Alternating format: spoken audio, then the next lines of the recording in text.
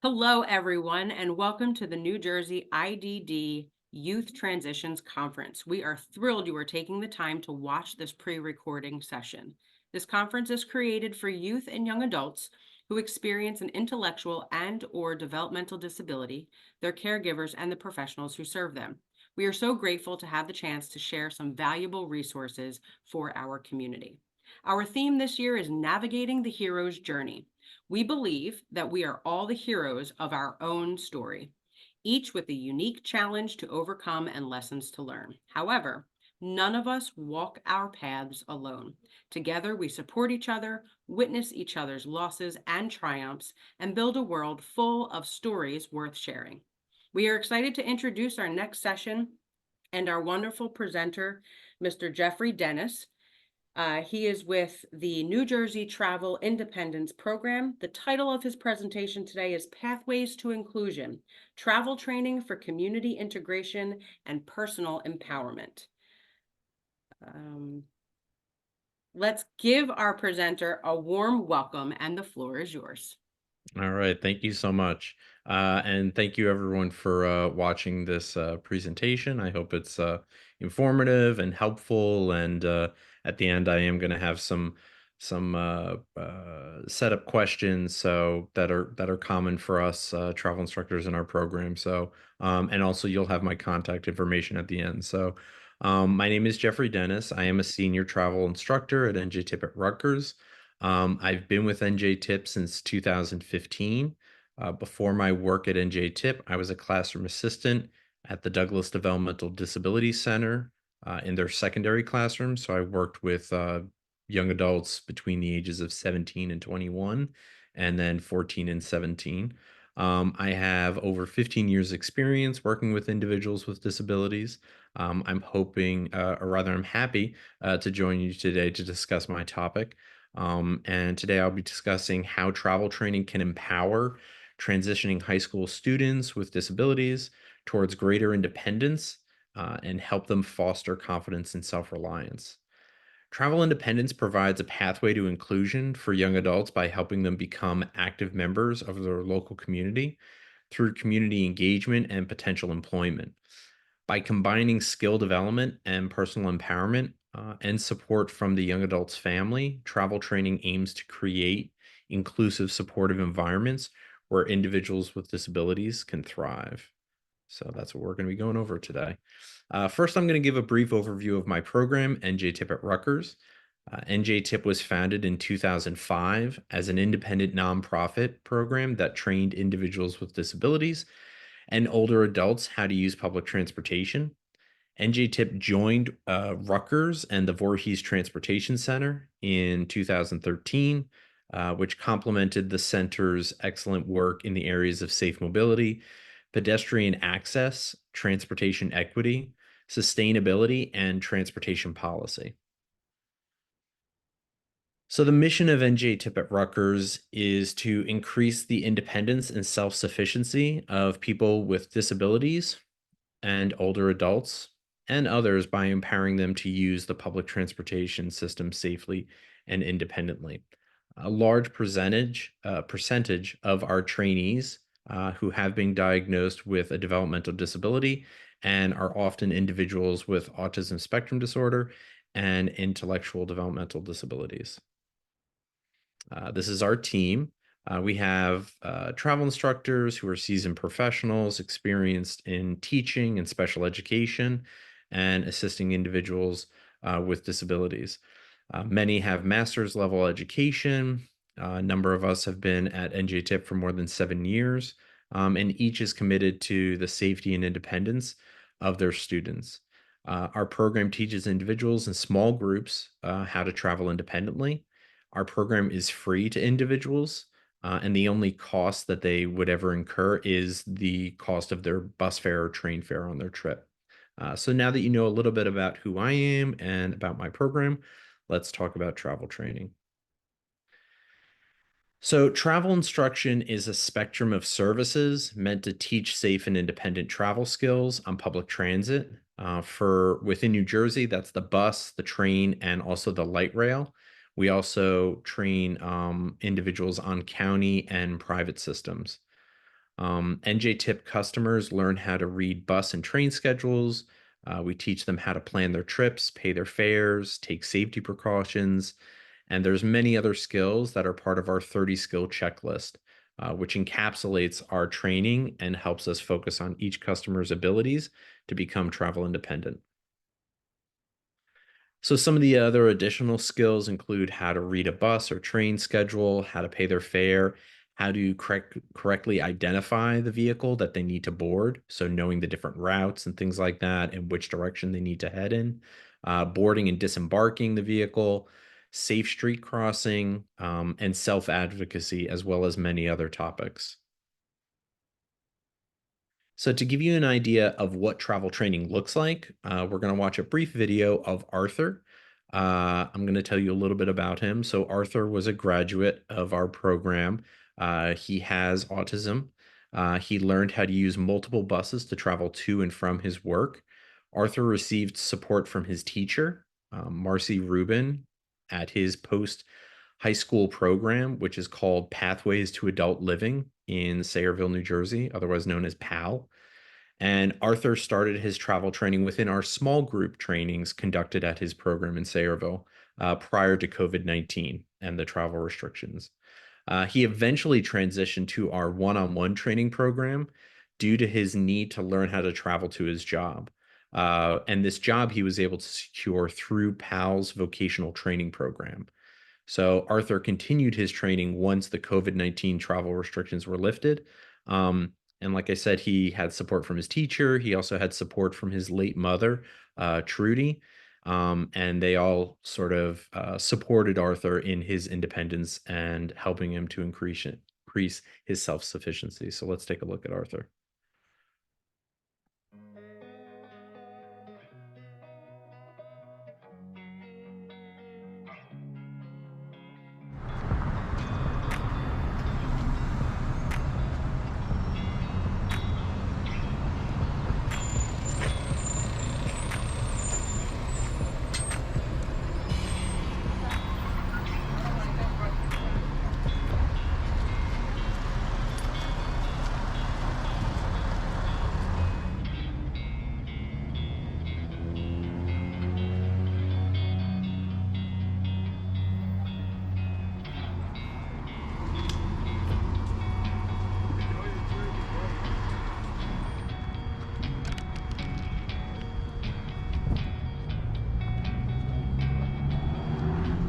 All right. Hi, Arthur. Hi. All right. How was your trip today? It was great today. I had a great day today. Awesome. How'd you get home? I took the bus. All right. Which buses did you take today? I took the 815 to 116 and then to Grover to go work. Then work at Popeye. Then I took the 48 to 815. Nice. And how did you pay for your trip I today? used the app. I paid for the buses on the app. Which app was that? NJ Transit. Okay, cool. And then how did you know when your bus is coming? I checked the transit app. That's awesome. All right. Thanks so much, Arthur. And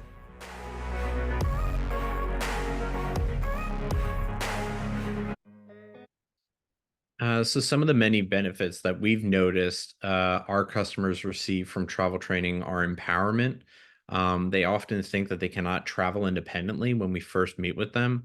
They're nervous, anxious about traveling and endeavoring on this unknown trip.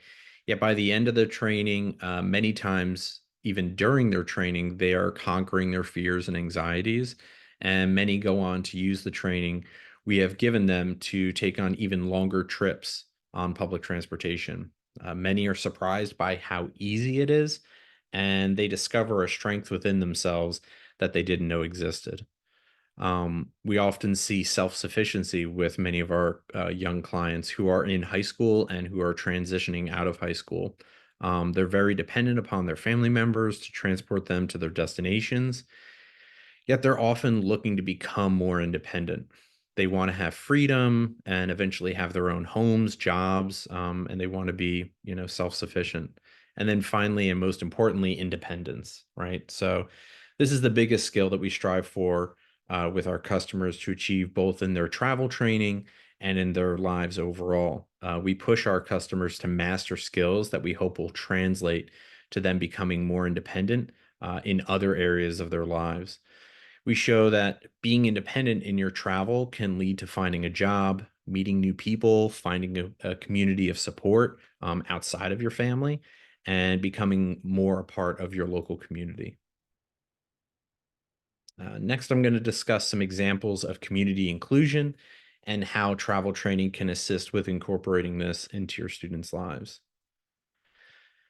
So our program also supports the individual within the group. So often trainees come to us through their school programs or after participating in small group training within their high school or post-secondary program. The schools and programs we often work with play a crucial role in guiding individuals toward a future of inclusion and opportunity. They'll have life-enhancing benefits from this inclusion. Not only are they able to experience public transit, during their group outings, but they learn how to interact and engage with their local community. They discover new destinations, which can lead to possible future employment. And most importantly, they're able to face their fears and anxieties of the outside world, instilling a sense of reassurance and confidence. The benefits of individuals with ASD and IDD participating in small group instructions are group support, solving problems together, and the support of multiple staff members to assist them during the travel training. Here you can see a group of students out on an NJ Transit train trip. During this outing, we practiced ticket purchasing skills, attending to the announcements at the train station, boarding and disembarking the train. We also went over street crossing skills, trip planning for our return trip home, and also appropriate behavior in a public setting. The students were co-led by their school staff who assisted them with the skills that I mentioned. These are just some of the benefits of group travel training. Many of the students had never ridden on an NJ Transit train before, and they were able to do that with their friends, their peers, support. This achievement is a testament to the power of group support and the potential of these individuals. Group travel training also provides students with the opportunity to engage with their local communities, discover new skills, and explore potential employment opportunities. The image on the right shows the students in a college bookstore cafe where they're able to practice community-based instruction skills, and they're also just able to hang out with their friends in a natural setting that isn't their classroom, something that peers their age who don't have disabilities might be doing on a regular basis. Finally, many students will often start within the small group instruction and then transition to our one-on-one training. I'm going to discuss this later in the presentation where I'll share another example of a student who moved from our small group instruction to one-on-one training. So there are some challenges in group training when compared to individual instruction. You have dependence upon the classmates, and other individuals, dependence on staff for problem solving, and classmates, their fellow classmates might create problems or exacerbate the other students. Let's stand against the fence, guys. Stand against the fence with me. Big step. Come on over here. You can stay with me. You can stay with me. So here you saw, students disembarking the train. Some were completely independent and some required staff to help them, required maybe a little bit of coaching. So that might be, a possible drawback that you might experience in group training is some students are able to excel and are maybe more capable, but you're not able to see that because focus is brought towards the students who might need a little bit more support. So that's where we sort of see some of those challenges. Next, I'm going to discuss some of the important supports to travel training and the students and families who are looking to pursue travel training for their children. I'll also discuss some of the professional supports that we often recommend to staff who are trying to get travel training started in their school or program. So, in addition to school and program support, students must have the support of their families, right? So, the role of parents, caregivers, and siblings in supporting the student's journey towards travel independence cannot be overstated. Their involvement significantly increases the likelihood of the student achieving this goal. So, as I mentioned with Arthur earlier, and you'll see in another upcoming example, family support is not just important, it's crucial. It provides the bedrock for a trainee to accomplish travel independence and overall lifelong independence. So, the positive supports that families can provide, and these are just a few of them, are emotional support from the family, and that's unparalleled.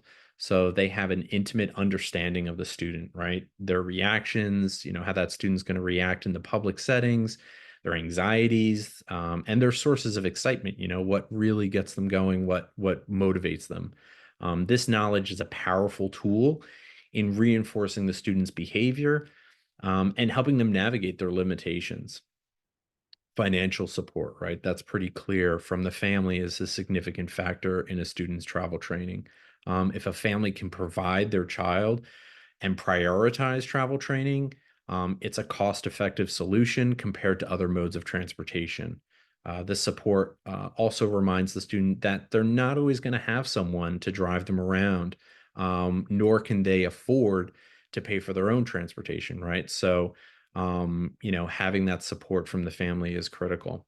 And then this leads to transportation, right? So we're sort of touching on both of these, but parents and caregivers are often for lack of a better word, chauffeurs for their children, right? So, which is emotional, it's time consuming, it's sometimes a financial strain on them and their partner. Um, Public transportation sometimes isn't an option for some due to their geography.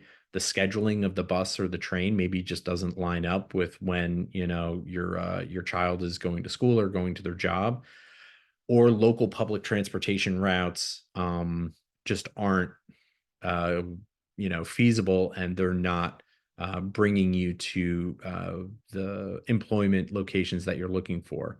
Um, or it's their child's competency. They are not comfortable with having their child on a vehicle with other people because maybe they're not able to handle that type of environment. So, however, for many though, public transit will be the way that they travel, right?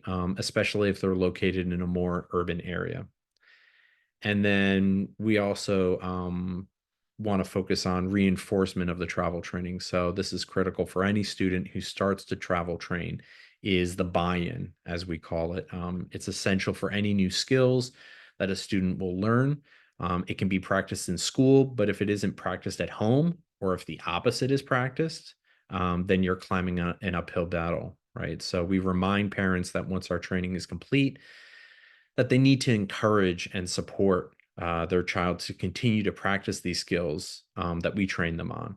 So we'll often provide customer ID cards that have the trip information, emergency contact info, and other important information on their trip so that the student can carry that with them after their training and even during their training.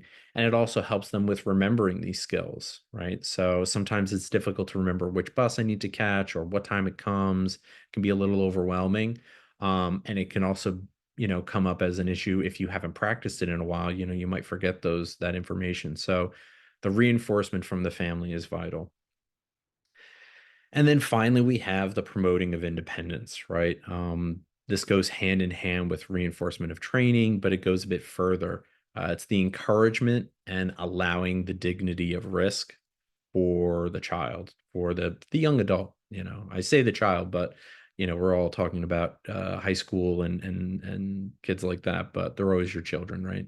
The parent is allowing their child to seek independence in other areas of their lives that might stem from their ability to travel independently. So they might decide that they want to have a job or that they want to have their own bank account, their own cell phone account, maybe their own home, stuff like that.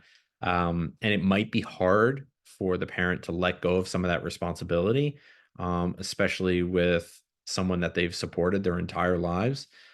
Still, it is the ultimate sign of support when you allow them that risk. because it can lead to so many possibilities, as we'll see with the upcoming example that I'm going to share with you all.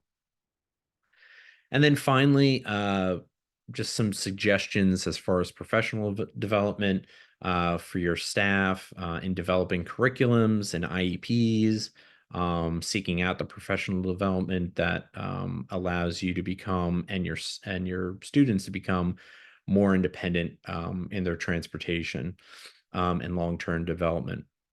So we encourage staff to advocate for the adding of travel training to your school, your program, to students' curriculum, to their IEPs.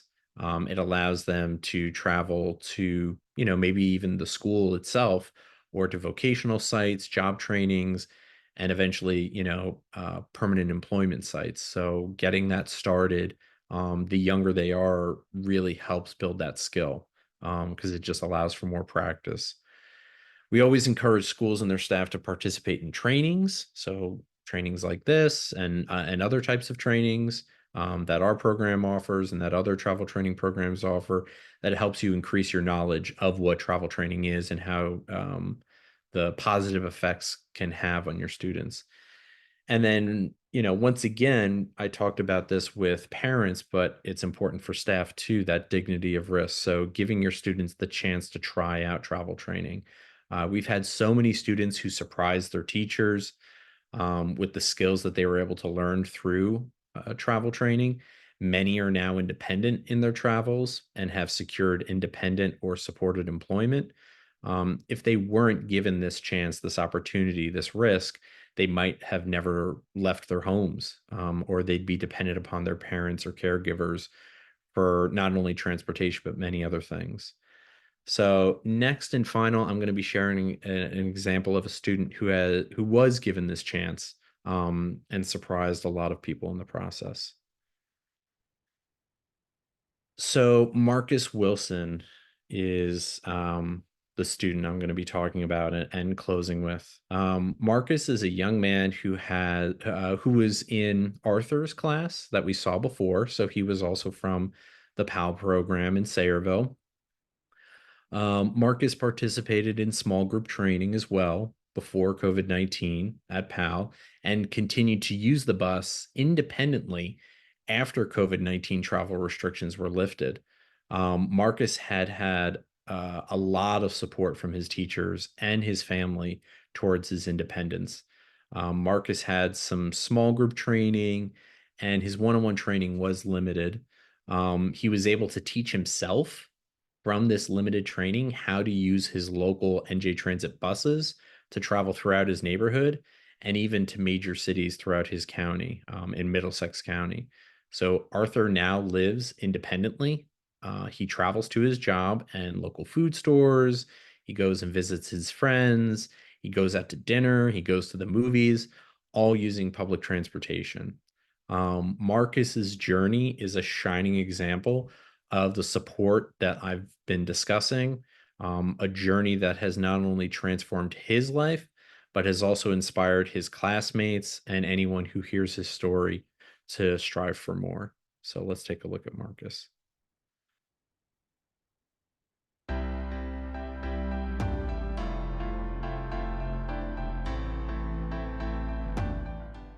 Hello, I'm Marcus Wilson. Can you show us how to walk to Lowe's?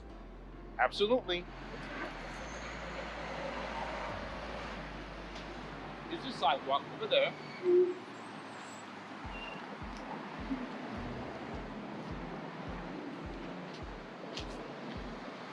Sometimes I'll walk on the rocks.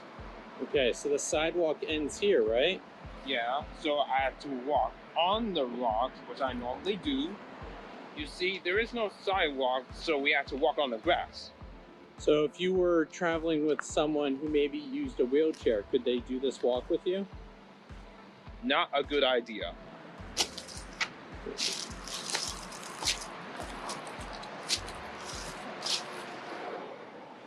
So Marcus, this is a kind of a difficult walk. How is it for you? Do you do this every day? Pretty much. Depends on the weather. Whether it's raining or a thunderstorm, I cannot walk. So I took a transportation with NJTIP bus to get to my job. When it's very sunny and a little bit breezy, I can still walk. Only when the weather is nice. And do you feel safe walking on this route? Yep. Yeah? Okay. Even with all the cars and everything? Well, just to be clear, there are some of the cars on the highway, so beware. Do not trust the power lines. Walk around. So Marcus, how long would you say it takes you to do this walk when you go to work? It wasn't that even long for me. 17 minutes. So is this where you take the bus to, Marcus, when you're coming to those? From Mango Street to here, yes. Okay. And we're almost to Lowe's. Okay, stop. Left, right, left again. It's clear. You can walk. Okay. When we walk past through to McDonald's, we're almost to my job.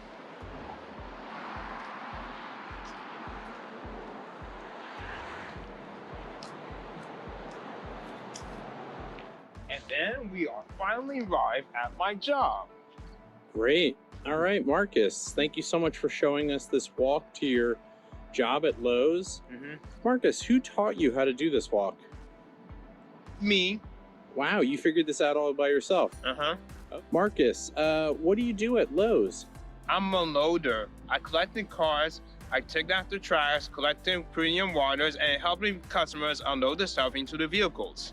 Wow, that's great. How long have you been working at Lowe's? Oh, since last 2 years. Do you like working there? I love it. All right, well, thank you so much, Marcus.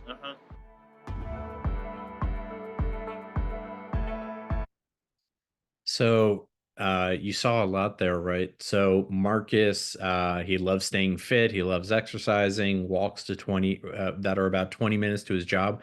Don't really phase him. He doesn't shy away from challenges, obstacles that are literally in the path of his travel. So I mean, he had some pretty dangerous things in his path of travel when we went out for that walk. Power lines, but he knew exactly what to do, walk around it. He gave me warnings and told me, where we were crossing and things like that. So he exemplifies independence. He's an avid public transit rider. I'll often see Marcus traveling on the local bus while I'm training other school programs in his area. If I'm researching a route for another customer, or if I'm even training someone else in that area, Marcus is on the bus. So he loves working, seeing his friends. He's a perfect example, I think, of a hero, and he always is seeking another journey to pursue. So Marcus, just keeps going, and through his training with NJTIP, he had this will to improve himself and go further, which was something we didn't teach him. He had that in him already. This is an important quality, though, that must be allowed to grow and thrive. And I think that is the biggest takeaway from this presentation, is that we need to support our students, and challenge the status quo of limitations, because it's only then that we will see those students become their own heroes. So as you saw in the video, support, pushing boundaries, as well as Arthur's example, challenging the status quo, um, encouraging that independence, and showing the benefits of travel training can lead to not only travel independence but lifelong independence, and just allowing for that dignity of risk, right? Allowing someone to fail is really, really important. It's very hard, but it's really important, because it's only in that failure and that struggle that they learn what they can achieve, and how to overcome those failures and setbacks. So that concludes my presentation. I just thought I'd finish off with some common questions that I often receive as a travel instructor. Um, so first we often hear, how can I have travel training for my students in my school or program? We recommend going to our website, which I'll bring up in the next slide. There's our address, and there's a QR code that'll you can just scan and brings you right there. There's an online referral form that you can fill out. Our program is a nonprofit, so we have limited funding for small group-based instruction in schools and programs. But we encourage schools and programs to reach out to us to see if we can offer those services. We do offer contracting with schools, so if you would like more than just one class and one trip, which is what we can offer through our funding, then we'd be happy to discuss that with you. And it just that continuous training and practicing, as you know, uh, allows your students to learn that skill and to become more independent. So, how can an individual apply for travel training? It's pretty much the same type of application. So, there's a referral form that's on our website. You can fill that out and then send us your child's information or your student's information. We receive different funding through different funding streams. So, one of the funding streams that we have is when individuals, not just students, but any individual with a disability, is applying for Access Link. So that's New Jersey Transit's paratransit system. And when you apply for that service, you're automatically added to their database, and then we can check that database and request travel training. So once you start that process, we can offer you travel training on not Access Link, but on public transit.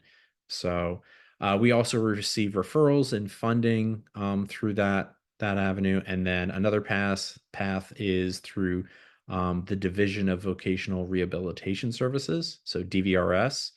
We receive travel training vouchers from them. So if you are starting that process, if you're thinking about that process, we can also um, offer travel training that way. We would receive a voucher for the individual. And then we do also offer fee for service. So if there's a family that unfortunately, is outside the salary cap for DVRS, which some families are, and if you're outside that Access Link service area, but you would still want your child to receive travel training, we do offer fee for service, and we can, discuss that with you as well. Um, where are services available? So we offer virtual training throughout the entire state of New Jersey, and this was one of the positive things that came out of the COVID-19 pandemic, was that our program shut down and became strictly virtual. So New Jersey Transit allowed us, who's one of our primary funders, allowed us to train people virtually, and that's still something that we do for individuals who are outside of our service area. We do have a service area map located on our website, so that's the easiest way to see where we are. But it's predominantly in the counties where there's a lot more public transportation. So in the far south counties, we're strictly virtual. And then the far north counties, Sussex and Hunterdon, because there's no public transportation or it's very limited, our services are limited there as well. Um, is there an age restriction? So there is an age restriction for one-on-one travel training. It's available to anyone who's 18 and older. Anyone who's under the age of 18 must be accompanied by a parent or guardian. And we also have forms that they would have to fill out for that under 18 training. For our in-school training, we typically guide it towards high school students who are about 15 or 16 years or older, because they're starting to travel and become more independent and things like that. And they can also comprehend the topics that we're teaching. And then the cost. So our services, like I mentioned in the beginning, are free to individuals who have applied to Access Link, who are going through the DVRS process, or who just find our services. We don't charge anyone any money. The only way that we would charge you is if you aren't going through DVRS and you haven't gone through the Access Link process. Then our training is a bit more limited. For our small group instruction, we can offer, single class, single trip type thing for a school or program. And then if you wanted something more than that, then we can always discuss additional trainings. So those are some of the common questions.